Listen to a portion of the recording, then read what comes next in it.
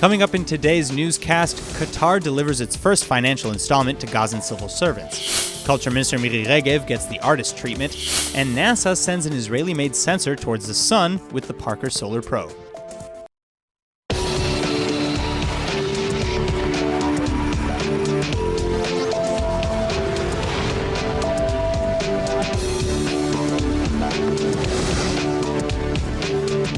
The deadliest wildfires in California history are hitting the western coastal state this week, and so far, according to officials, the death toll has already risen to 25.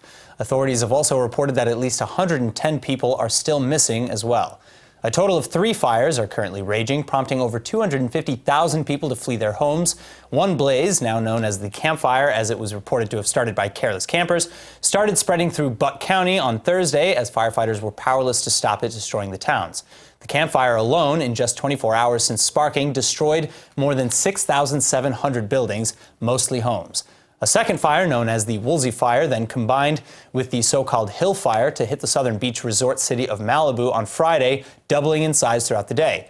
The Malibu Shalom Institute, which was established in 1951, was among the institutions which suffered structural damage due to the wildfire.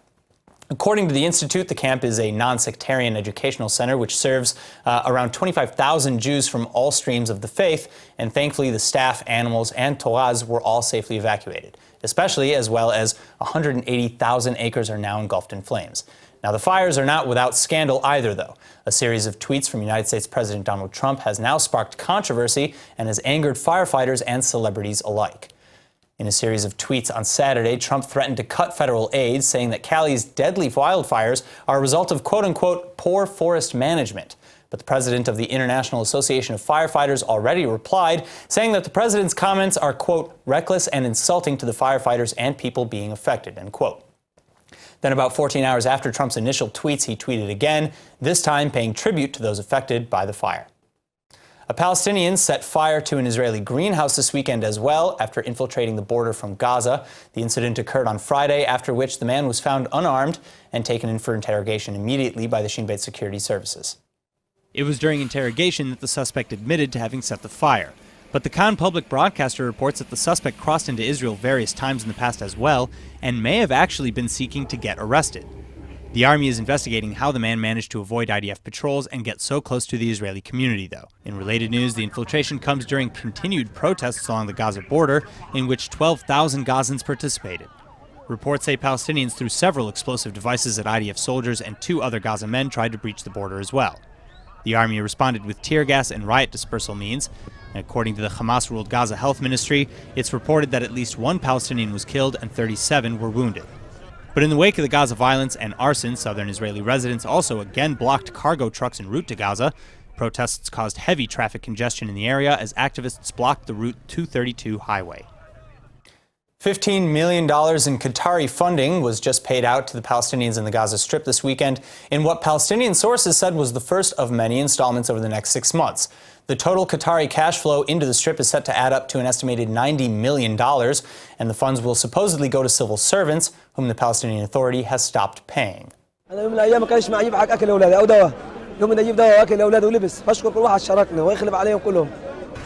officials hold firm that the Hamas terror organization which rules over the Strip will not take control of the money, but the influx of funds into the coastal enclave are just part of greater negotiations between Israel and Hamas as well. Egypt, the United Nations, Qatar, and several other nations have long been working to facilitate agreements between Israel and the Palestinians. And now it appears as though Qatar has come to save the day. According to Lebanese newspaper Al-Akhbar, the Arab Gulf nation and Israel have even reached a deal to establish a sea route between Gaza and Cyprus. It's unclear how the sea route would be operated, but any potential route would fall under international supervision in addition to Israeli monitoring. Meanwhile, as his convoy was surveying the Gaza border protests on Friday, Qatar's ambassador to the Palestinians, Mohammed El Ahmadi's envoy, was pelted with stones. Gaza officials blame the incident on the PFLP, though, which aligns with Abbas's Fatah party against negotiations with Israel. And as for Palestinian Authority President Abbas, the Palestinian leader this weekend vowed to continue payments as well, but to terrorists and their families, not to civil servants. He also explained that it was, quote, a duty upon us all, end quote, to unite under the PLO and conduct a national struggle. Returning now to the studio with more on the newly received Qatari payments to Gaza is Dr. Martin Sherman, the founder and executive director of the Israel Institute for Strategic Studies. Dr. Sherman, thank you so much for joining us again today. Thank you for inviting me again. All right, so, your first initial insights to this payment, I understand that it's basically you find it ludicrous that we're paying for this. Well, or that we're allowing the payments, I should say. You really couldn't make this stuff up. As I said before, you could probably think of more imbecilic things to do, but it wouldn't be easy.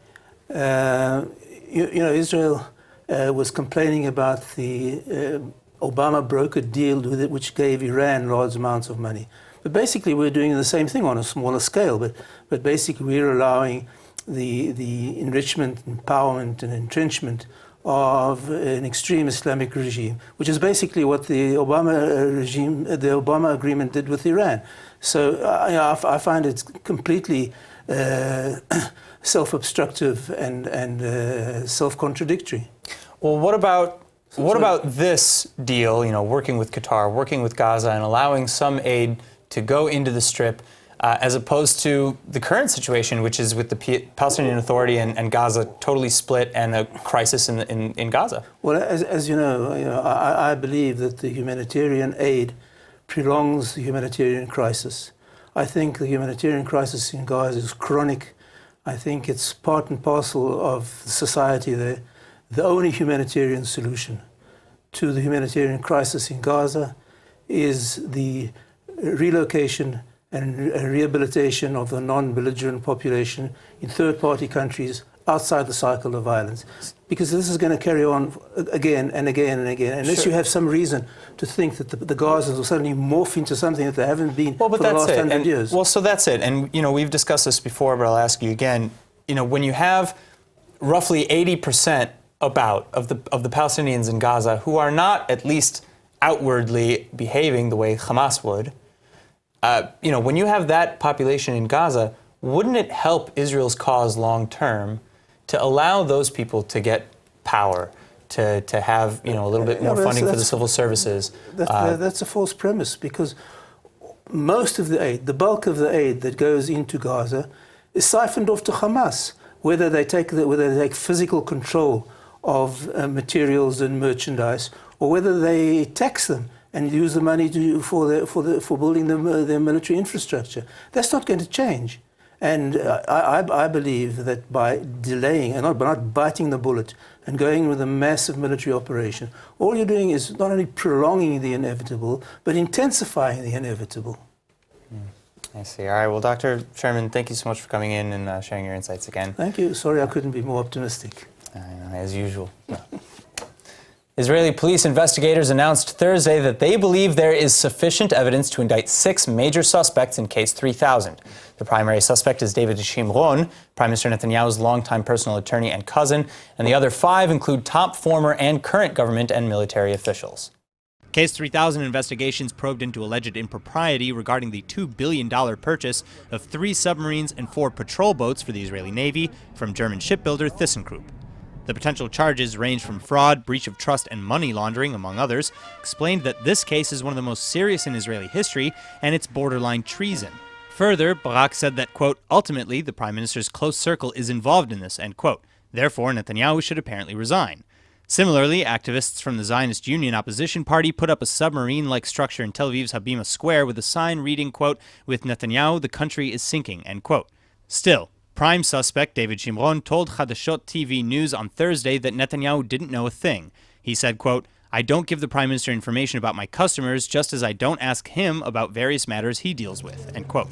State prosecutors with the Attorney General Avichai Mandelblatt's office are now reviewing the evidence and will decide whether to prosecute soon. Culture Minister Miri Regev made a unique appearance in Tel Aviv this weekend in the form of an artist's sculpture poised facing a mirror. The piece was staged in the middle of Habima Square, Tel Aviv's cultural center, and it was reportedly in protest against the recent Knesset advancement of Regev's cultural loyalty bill. I think that artists, especially in this time, that's the way I feel, must come out from the museums and from the galleries and give their arts to the public and start a dialogue with the public. And this is our right, and we can never know. We can never know if we could do it in a couple of years from now. So it's part of our mission, part of what we have to do.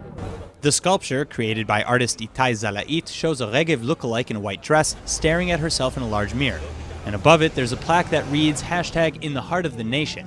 Another swipe at Regev, who had said earlier in defense of the bill that she, quote, held up a mirror to Israel's culture world, a mirror that has revealed the exclusion of entire groups and the arrogance of those who saw themselves as the heart of the nation, end quote. The loyalty bill, if passed, would allow the government's culture and sports ministry to withhold financing from any group, artist, or project whose works, quote, contravene the principles of the state, end quote. The bill has yet to become law, but already cultural institutions and individuals are crying foul, arguing that the legislation would legitimize and make permanent a state-enforced censorship over the arts. Can't limit art, because art is art, and you need the freedom to represent whatever you want. Only time will tell if the courts agree with the state or with the artists. No date for the final vote on the bill has yet been set. Most Israelis serve in the IDF, and like any other military, unfortunately, there are those who are injured while training, in a terror attack, or during the course of an operation. That's why organizations like the Tzal Disabled Veterans Fund are so important. The ZDVF offers rehabilitation centers and therapy to wounded veterans and their families, free of charge and for as long as they live. And now I'm very honored to introduce the ZDVF's CEO, Dr. Moshe Shema. Dr. Shema, it is an honor to have you here. Thank you so much for coming. Good evening. I'm happy to be here. So, okay, let's just get started. Tell me a little bit about the fund and some of the programs that you're running and how that's been going. I will start with the numbers. Please. In Israel, we have approximately 50,000 disabled veterans. 50,000. 50,000. It's a huge number. Yeah. And in average, give or take, every 5 years we have some operation or a war, something like that. So every year we have approximately 500 new members. I think that we are the only organization in Israel who wish to stay in the same situation. We don't want to raise the number or something like that. And as you know, we operate Bate Halochem. Bate Halochem, it's a rehabilitation centers. We have one in Tel Aviv, in Beersheba, Jerusalem, in Haifa. Sure. And now we are in the middle of a process to build the 5th one in Ashdod. It's amazing. So, okay, what kind of rehabilitation programs are you running? Because we mentioned that there's group therapies and exercise and things like that. Can you get a little bit more specific with this? Well, I will use some kind of a term. I will say that we have a comprehensive solution, okay? Because we give them not just for the disabled himself. We have some kind of a family treatment, okay? And in Beit Halochem, the disabled can have physiotherapy, hydrotherapy, workshops, and in this case, as we approach 2020 and the Tokyo Paralympic Games, we wish to send a lot of sportsmen and women to the games and to win gold medal or silver medal, doesn't matter, to participate in these games. And I think that in this specific dimension or issue, we are doing miracles. The gold medal in tennis wheelchair, Noam Gershoni is from Beit Halochem, gold medal in rowing, Beit Halochem, etc. We have a lot of them. Wow. Because sports give us some kind of a way to give them the ability to return back to normal life, to have a quality of life. Sure, it's another reason to something to look forward to, as opposed to maybe looking inward and saying, I've lost the use of a limb, which is terrible, and I honestly cannot imagine that. But to give them something to really fight towards and to move towards it. They have a reason to come back in the morning and to do something. That's incredible. And to achieve something. So speaking of that, actually, I understand that you have a delegation from the ZDVF going to the 2020 Olympics? Be'ezrat Hashem. That's incredible. God willing. And what are we going to be competing in? Yeah, well, it's a diversity of things. But in this case, for example, it could be fencing, wheelchair fencing, okay? It could be wheelchair tennis and so on. But I wish to emphasize something. Please. Our job, I will say, our goal, our vision is to give them the ability to live a normal life. But we are not doing that just from Israel. We get a lot of help from the Jewish in the diaspora. And this is the place to say thank you for this miracle nations, I will say, because the Jewish nation is one of the best in the world, believe me. And it's not a cliche, because, we were on the same side. Because, I travel all the time and to fundraise and to ask for help. And I can tell you that all the Jewish people in the world operate with us. and give donations to Tzal Disabled Veteran Organization, help the disabled people. Well, with that, I'm gonna throw in another little pitch here. You know, please, if you're interested in helping the ZDVF, the Bet Halochem, please take a look at their website and give what you can. Yeah. Because it's an incredible organization. I agree with you. Thank you so much, Moshe. Thank you very much. Okay, bye-bye. We all know that women are just as capable as their male counterparts are across every industry. Yet in cybersecurity, the percentage of women in the field is still severely lacking. Well, TV's Emmanuel Kadosh is here now to tell us about a program aiming to change the game for young Israeli girls forever. Thanks, Aaron. Like you said, there's a very small percentage of women working in cybersecurity positions, and according to a study done back in 2017, women make up 11% of cybersecurity professionals globally. Not to mention that there are 300,000 cyber positions currently unfilled in the U.S. alone. So there's so much room, for positions. So that leads me to the Cyber Girls program started by Tali Ben-Aroya and is part of the Rashi Foundation Cyber Education Center. Now, this program aims to encourage and prepare Israelis of high school age to enter the cutting-edge field of cybersecurity. All right, so this is amazing. Yes. Tell me a bit about the program. How does it work? Why did Ben-Aroya decide to start this amazing program? Right. So first I'll tell you how she founded this program. Tali walked into a room about 5 years ago at a tech company in the States and realized that among the 30-plus entrepreneurs, she was the only woman. So Cyber Girls is a special summer camp for dozens of teens, and the goal is to, train and ultimately recruit the next generation of women for high-tech sector and, of course, for the Israeli Army's elite cyber units. I love that. I know. Okay, but what's interesting to ask, though, for me anyway, is why up until now would young women not be interested in learning about cybersecurity? Right.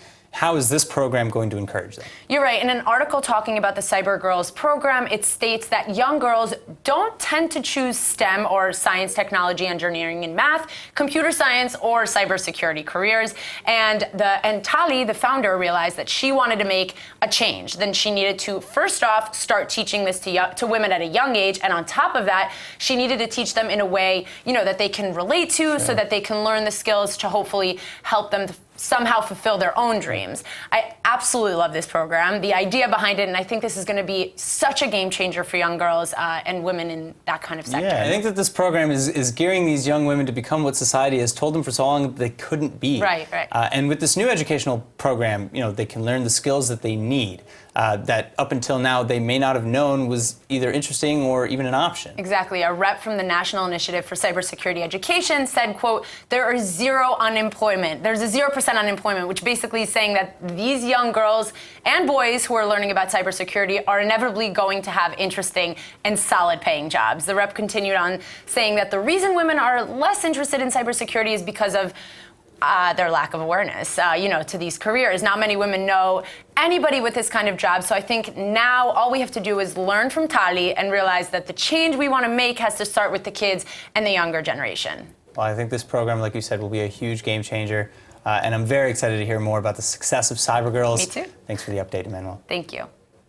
In other news, Israeli judokas just got back to Israel after winning 3 gold and 3 bronze medals at the 2018 Judo Grand Slam in Abu Dhabi. And Al TV's Adi Caspi went to talk to the athletes about this historic moment and to get an inside look at how the judokas are preparing for their next challenge.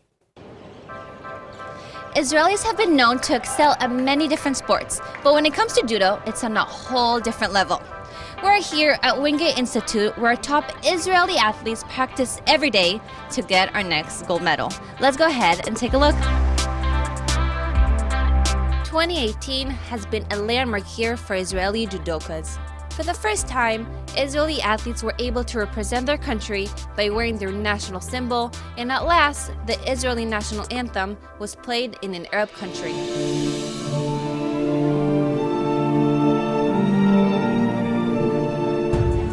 After winning 2 gold medals in the Abu Dhabi Grand Slam competition, Sagi Muki and Peter Palchik both feel it was one of the proudest moments, not just for them, but also for Israel. Last year, Israeli judoka Tal Flikel, who won in the Grand Slam at Abu Dhabi, did not get the privilege to wear Israel's nation symbol, and even worse, on the podium, once getting his medal, he had to sing the Israeli Hatikva anthem in his head. I felt very uncomfortable to compete in Abu Dhabi without the flags and without the Israeli signs. And that was not the only time the politics got involved in sporting events. There are many incidents where opponents refused to compete and even shake hands with Israeli athletes. They have a new rule from the National Judo Federation. They told them that if they don't allow all the countries to represent their own country with the same values and the same conditions, like the competition will be cancelled. I think sports should overcome all the politics. At the landmark turn that just happened last week, Peter Palchik was finally able to represent Israel the way it was always supposed to be. Usually when I get the first place and I am singing the anthem and I raise my flag, it's always exciting. But when it was in Abu Dhabi, it was much better. Owen Smadja, the Israeli judo coach, was the first judo Olympic medalist in the Summer Olympics in Barcelona back in 1992. ב-1992 אני זכיתי במדליה אולימפית לישראל, בעצם פרצתי את המחסום הגדול של הספורט הישראלי. אני חושב שזה עשה את האימפקט ואת הרצון הלחימה של הספורטאים באמת לזכות במדליית זהב. כשהם זוכים במדליות, קודם כל אני בוכה, אף אחד לא רואה, אבל אני בוכה ואני מזיל דמעה ואני מאוד מתרגש. אני מרגיש מאוד בר מזל שאני מצליח לאמן באמת נבחרת כזאת, ואני קיבלתי באז תקשורתי מטורף שראש הממשלה התקשר אליי וגם דיבר איתי באופן אישי ואמר לי שעשיתי משהו גדול מאוד. מברוק, ענק, ואני רוצה קודם להגיד לך, הפכת את ישראל למעצמת ג'ודו. Oren Smadja, our coach, he teaches us that everything is impossible and there is no limits and there is no such thing we can't do. And as for Tokyo 2020, the guys are excited to say the least. I know there is a lot of expectations now. I have also expectations from myself and I will work even harder now. It's not only personal winning, it's also national winning.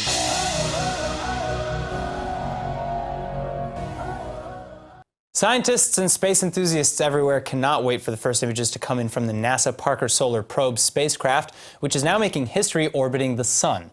Well, it turns out that an Israeli-engineered sensor is part of this mission, and our very own ILTV correspondent Doriel Mizrahi is here to tell us all how. Thanks, Aaron. So the Parker Solar Probe's mission is to understand the corona, which is the aura of the plasma that surrounds the sun. They're doing this in order to protect our tech-dependent society from space weather threats and solar winds. This data will also help in planning future space missions to the moon or Mars.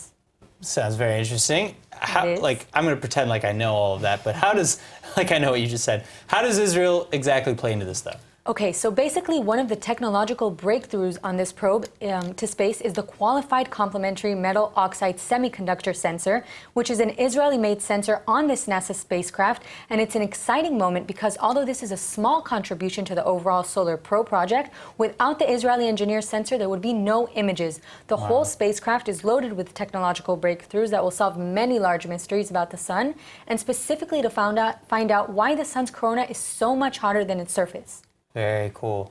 When is this all happening, though? So the mission is happening beginning of December, and NASA will capture the images and release it to space fans all over the world, so we'll also be able to see it.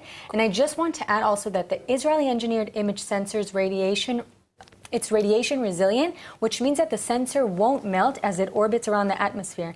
And for me, it's just so cool to see Israel is about to land also on the moon and is flying so close to the sun, and it just proves that this tiny country has so much to offer, and these space advancements are really putting Israel on the map. Absolutely. This is fascinating, and I can't wait to see the pictures of the sun. Originally I thought you could just kind of look up at it, but apparently that's bad. No, don't do that. Don't do that. Thank you, Doriel. Thank you, Aaron. All right, and now for our Hebrew word of the day. Given all these technological updates, our word for today is technologia, which translates to technology. Israel prides itself on being a startup nation, and so science and technology, or technologia, are among the country's most developed sectors. Technologia, or technology innovations in Israel, have also played a key role in the success and advancement of technology worldwide. Everything from computer chips to popular applications are produced or invented in Israel. So if you love technologia, Israel is the place to be. Now let's go ahead and take a look at the weather forecast. Tonight will be mostly clear with a cool low of about 61 or 16 degrees Celsius. Then tomorrow you can expect more mostly sunny skies and a slight drop in temperatures to a low of around 74 or 23 degrees Celsius. All right, that's it for today's news. Today's exchange rate is 3.67 shekels to the American dollar. Remember to sign up for our daily newsletter at iltv.tv, and don't forget to follow us on Facebook at Israel English News and on Twitter at ILTV News. I'm Aaron Porras. Thank you for watching.